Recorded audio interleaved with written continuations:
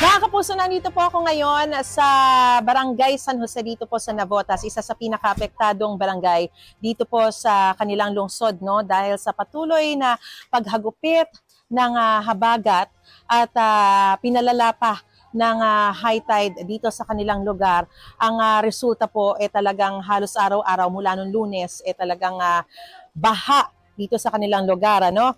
At kaya naman po isinailalim na sa state of calamity ang kanilang lungsod. Baha rito sa kanilang lugar dahil sa panibago na naman na pader na gumuho matapos nga po yung malakas na pagragasaan ng tubig dun sa ilog, dun sa Malabon na Navotas River.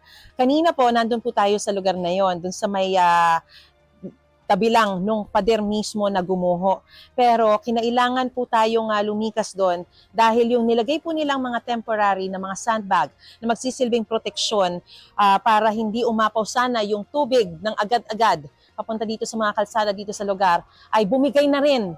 At dahil din po yon sa malakas na pagragasa pa rin ng tubig sa ilog. Kaya ang resulta, kung makikita ninyo, hanggang tuhod ko na po yung baha dito sa kanilang kalsada, no? Sa kabila po ng sitwasyon, meron pa ring mga tao, mga residente rito na patuloy na naglalakad sa may baha, sinusuong yung baha, pero halos kakaunti na lamang yung mga motorista na nakikita natin dahil syempre baka tumirik po yan, no? Karamihan mga pedicab na lang yung sinasakyan ng mga residente rito. Mahigit 1,800 na individual na po ang nasa mga evacuation center. Yan po muna ang pinakasariwang sitwasyon mula pa rin dito sa Navotas. Ako po si Mariz Umali, nag-uulat para sa GMA Integrated News.